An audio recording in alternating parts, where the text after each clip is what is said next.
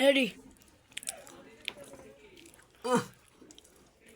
Saudi আরবের খেজুর আমাদের, সৌদি আরব বুঝিস তো, আমাদের মুসলিম দেশের খেজুর।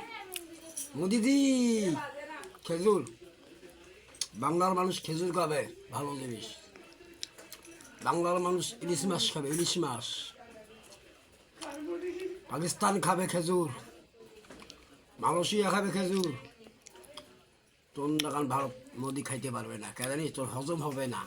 আর এই যে খেজুর খাই আমরা না, বাংলাদেশের মানুষের পুষ্টি শক্তি আছে, হিম্মত আছে, বডি আছে, এই বডি আছে, ফিকার আছে। তুমি অতিথি ফাল পারি লাফালাফি কর ভারত, বাংলাদেশে আসি কত দেখি। এটা কলিকাতা নয়, এটা আমাদের বাংলাদেশ। এটা কলিকাতা নয়, এটা বাংলাদেশ। এটা আসাম নয়, এটা বাংলাদেশ। এটা মণিপুরি নয়, এটা বাংলাদেশ। এই কথাটা কইলাম ভারতবাসী। আর ভারতে যারা মুসলিম ভাইরা আছেন তাদের প্রতি আমার ধন্যবাদ এবং সালাম।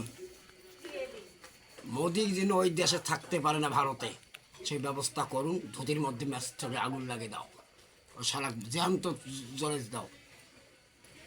ওই খায় গরু গোস, আর তোমার খাবার বাধা করে, তোমরা খান না, গরু জব হবার নাই না। সেই মোদি ওই দেখছিস মোদি খেজুর খেজুর ঠাল দেখি যা, দাওয়াত নিয়ে যা, সাহস থাকলে বাংলাদেশে আসি খেজুর খাইয়া যা।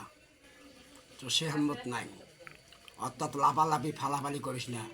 আরও একটা কথা এর মাঝে স্মরণ করে দেই, দেলোয়ার হোসেন সাইদিকে যে ইঞ্জেকশন ফোড়া দিয়ে মৃত্যুকরণ মারা হয়েছে, তাতে এই মরার আগে দেলোয়ার হোসেন সাইদি একটা কথা বলে গেছে, বেশি লাফালাফি ভালো না। আস্তে করে গাছের গোড়া কোড়া নিয়ে যায় মামুর দিল্লির নামে দিবে, মামুর বাড়িতে, মামুর বাড়ির নামে দেয় দিল্লিত। এটাও কি স্মরণ হয় না মাথায়? মোদি স্মরণ হয় না? বেশি লাফালাফি করি না, তোর নাটা টানি নেবো মাদাচ্ছ। আর একবার যদি খালি লাফালাফি করিস এই বাংলার সাথে, তুই চিনিস আমাদের আমরা গরু খাওয়া মুসলমান। এই বলিয়া বক্তব্য শেষ করলাম।